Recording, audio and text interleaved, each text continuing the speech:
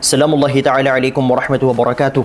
Alhamdulillahi rabbil alamin. Wassalatu wassalamu ala ashrafil anbiya'i wal mursalin. Sayyidina wa nabiyina maulana Muhammadin bil qasimil amin wa ala alihi wa sahbihi ajma'in. Subhanaka la ilma lana illa ma 'allamtana innaka antal alimul hakim. Amma ba'd. Qala al-mu'allif rahimahullahu ta'ala wa nafa'ana bihi wa bi'ulumihi fid dharain amin. Al-hadithul hadi wal 20 al-istiqamatu wal iman. Hadis yang ke-21, istiqamah dan iman. Saya baca dulu hadisnya biar enggak terlalu panjang. An Abi Amr wa qila Abi Amr Sufyan bin Abdullah Ats-Tsaqafi radhiyallahu anhu qala qultu ya Rasulullah qul li fil Islam qawlan la as'alu anhu ahadan ghairak. Qala qul amantu billah thumma istaqim. Rawahu Muslim. An Abi Amr, dari Abi Amr. Wa qila, dikatakan juga Abi Amrah. Jadi ada dua versi di antara para ulama atau bahkan dari kalangan para sahabat.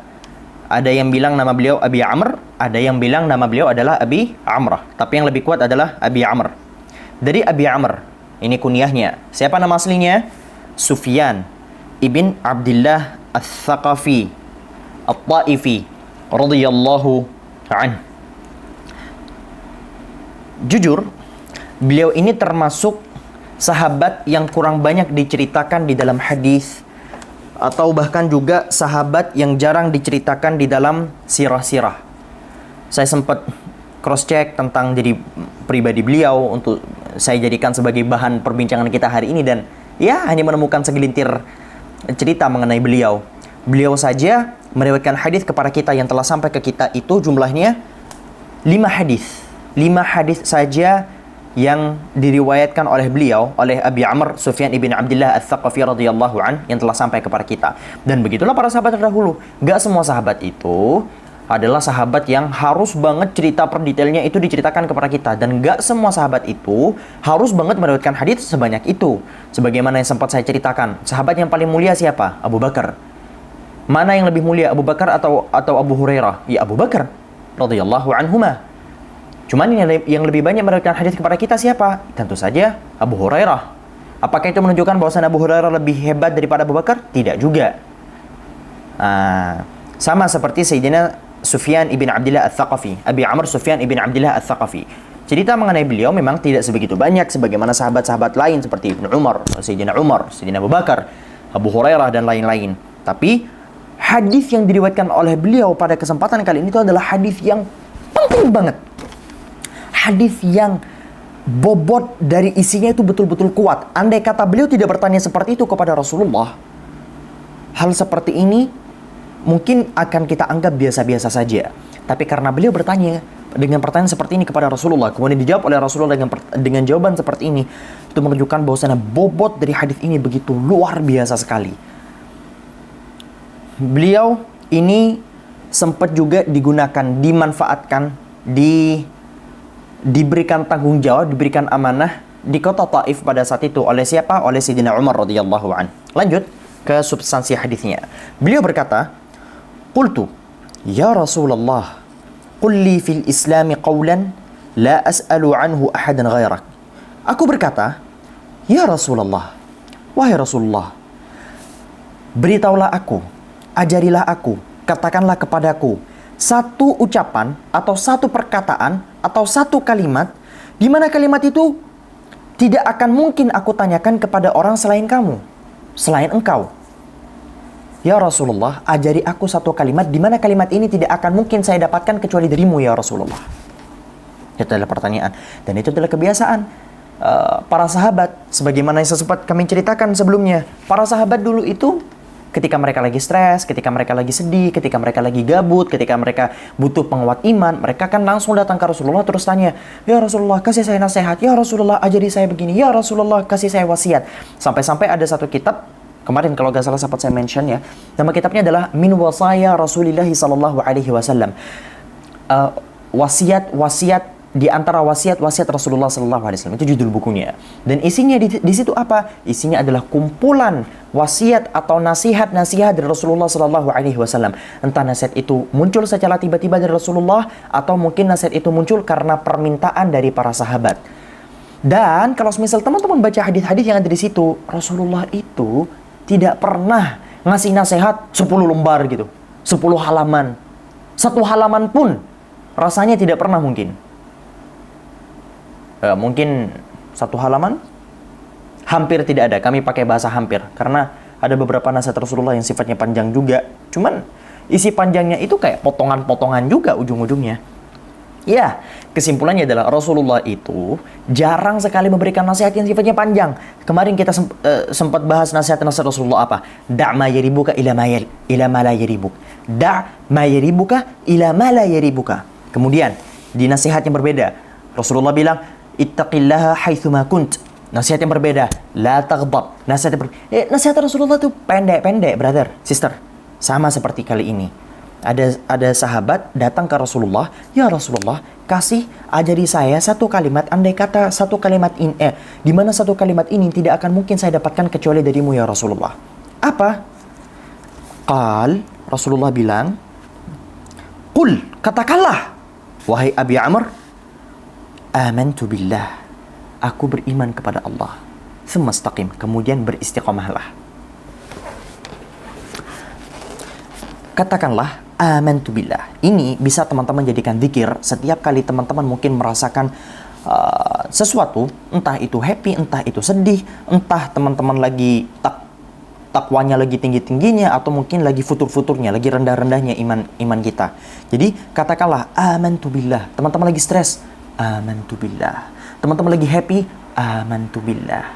Teman-teman lagi dapat, intinya apapun kondisi teman-teman sekalian, coba biasakan diri untuk berkata amantu billah. Malas ngomong pakai bahasa Arab, pakai bahasa Indonesia. Saya beriman kepada Allah.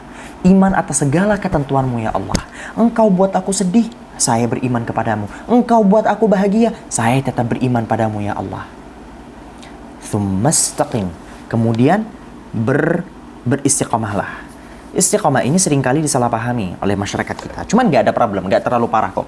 Istiqamah itu di Indonesia lebih diidentikan dengan, kalau misalnya diterjemahkan istiqamah apa artinya? Ya istiqamah itu artinya konsisten. Padahal istiqamah bukan konsisten.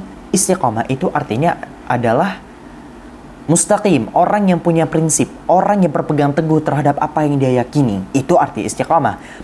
Konsistensi adalah buah dari istiqamah. Konsistensi adalah buah dari istiqamah. Hasil dari istiqamah itu adalah konsistensi. Atau tangga untuk mencapai keistiqomahan adalah konsistensi juga. Maka istiqamah itu artinya bukan konsistensi, tapi orang yang berprinsip, orang yang berpegang teguh. Oke? Sedangkan orang yang konsisten disebut di dalam agama adalah konsistensi al-mudawamah atau dawam atau daim. Di dalam hadis Nabi sallallahu alaihi wasallam beliau bersabda, "Inna ahabbal a'mali ila Allah adwamuha wa in qalla." Sesungguhnya amalan yang paling dicintai oleh Allah adalah yang sedikit, yang konsisten walaupun sedikit. Konsisten itu artinya adalah dawam atau mudawamah, ya.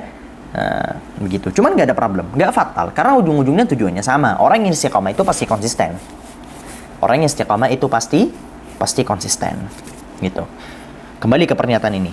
Qul, katakanlah, amantu billah. Amantu billah itu hukumnya nggak boleh kita itu cherry picking atau pilih-pilih. Pilih-pilih dalam artian apa? Saya ingin memilih hukum A karena hukum A itu cocok sama saya. Saya nggak mau ambil hukum B karena hukum B ini nggak cocok sama saya. Ini sering terjadi di antara kita kan. Orang-orang itu mengambil hukum sesuai dengan apapun yang mereka mau. Kalau hukumnya nggak sesuai dengan apa yang mereka mau, ya berarti hukum tersebut dia anggap salah. Ini sempat kejadian beberapa hari yang lalu.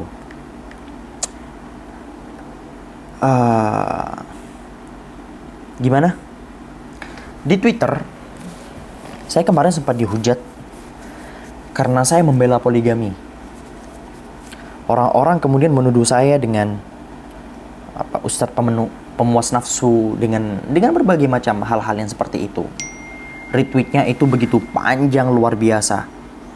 Dan itu cukup cukup bikin saya terheran-heran karena ketika saya melihat profil mereka, ya rata-rata di antara mereka berhijab. Problemnya adalah yang mereka kritik itu bukan praktik poligami yang salah. Alasan kenapa saya begitu membela mati-matian terhadap poligami itu karena yang saya lihat makin kesini yang dikomentari itu bukan praktik poligami. Andai kata ada ustadz fulan yang kemudian KDRT terhadap salah satu istrinya atau tidak berbuat adil terhadap salah satu istrinya, saya akan berada di garis atau garda terdepan untuk membela sang korban, untuk mengkritik praktik poligaminya. Tapi ketika yang dikritik adalah syariat poligaminya, maka saya akan berada di garda terdepan untuk membela poligami. Bukan karena poligaminya. Jujur saya gak peduli perihal poligami. Andai kata syariat berkata bahwa perempuan boleh menikahi 10 pria, andai kata syariat berkata perempuan boleh menikahi 10 pria sekaligus dalam satu kali akad, dan boleh menggauli mereka satu-satu, saya akan membela syariat itu sampai mati. Alasan saya membela itu bukan karena saya pengen bela poligami. Buset, bukan itu tujuan saya. Tujuan saya adalah saya ingin membela syariat. Karena yang diserang adalah syariatnya. Nah, kembali ke bahasan kita awal. Dalam agama kita gak boleh cherry picking. Ketika saya nge-tweet membela poligami, membela syariat poligaminya, orang-orang bilang, wah pemuas nafsu, bla bla bla dan sebagainya. Oke, selesai. Keesokan harinya, saya bikin tweet baru. Saya mengomentari dan saya membahas mengenai nafkah yang harus diterima oleh seorang istri. Istri itu gak boleh downgrade harusnya. Karena di dalam agama, ketika sebelum menikah dia di rumah orang tuanya, tinggal di istana, maka setelah dia menikah, suaminya wajib memberikan istana untuknya. Kalau semisal istri ridha, ya sudah. Tapi kewajiban suami ya memberikan istana kepada istrinya. Kalau sebelum menikah, dia makan daging, setelah menikah, ya jangan dikasih tahu tempe dong. Itu tujuan, itu saya bahas kedua hukum itu loh. Tapi apa yang menjadi pembeda? Di tweet pertama, saya dibilang sebagai orang yang ngikut hawa nafsu. Tweet yang kedua, saya dibilang sebagai orang yang, nasallallahu salamah wal afiyah. Dibilang cowok idaman. Kenapa ini bisa terjadi? Karena cherry picking. Cherry picking, mereka cuma mau enak-enaknya doang. Mereka menganggap bahwa agama itu harus sesuai dengan akal saya, agama itu harus sesuai dengan nafsu saya. Sesungguhnya perkataan orang-orang beriman itu, ketika mereka diajak kepada Allah dan Rasulnya untuk menghukumi mereka, mereka harusnya menjawab, sami'na wa ata'na. Kami mendengar dan kami taat. Kami beriman atas seluruh kehendak-Mu ini, ya Allah. Bukan kami mendengar lalu kami pikir-pikir. Gak usah dipikir-pikir. Mungkin Anda bisa berpikir mengenai substansi dari apa yang dimaksud oleh Allah Subhanahu wa Ta'ala, atau substansi dari apa yang dimaksud oleh Rasulullah. Tapi Anda tidak boleh berpikir pada sesuatu yang sudah ditetapkan langsung oleh Allah Subhanahu wa Ta'ala. Maksud kami berpikir di sini adalah Anda mempertanyakan, harusnya, contoh-contoh, Allah sekarang tiba-tiba bilang ke kalian, sholat 5 waktu itu wajib. Terus Anda mikir, ngapain sholat? Sholat hari ini tuh sudah tidak relevan lagi untuk zaman sekarang. Bukan begitu orang Islam. Orang Islam itu harus menerima 100% apapun yang sudah diucapkan oleh Allah, 100% apapun yang diucapkan oleh Rasulullah. Anda gak mau dipoligami, itu gak masalah. Itu hak Anda. Gak mau dipoligami, ya monggo. Itu Anda sebagai... Itu maklum, itu adalah fitrah. Tapi jangan tolak syariatnya. Jangan komentari syariatnya. Kembali lagi ke bahasan tadi. Amantu billah. Saya beriman kepada Allah. Tsumma istaqim. Kemudian berpegang teguhlah terhadap hal-hal yang tadi. Sebenarnya konteks saya dari tadi pembahasannya, saya gak mau fokus ke dalam bahasa poligaminya. Cuman karena kebetulan cerita yang ada di yang baru-baru masih hangat yang ada pada diri saya, cerita itu, maka saya akan menceritakan itu. Cuman fokusnya adalah semua hukum-hukum Allah itu kita harus terima apa adanya. Allah bilang ya sudah Rasulullah bilang ya sudah Jangan kemana-mana. Rawahu Muslim. Hadis tadi itu diriwayatkan oleh Imam Muslim. Subhanakallahumma bihamdika asyhadu an la ilaha illa anta astaghfiruka wa atubu ilaik. Assalamualaikum warahmatullahi wabarakatuh.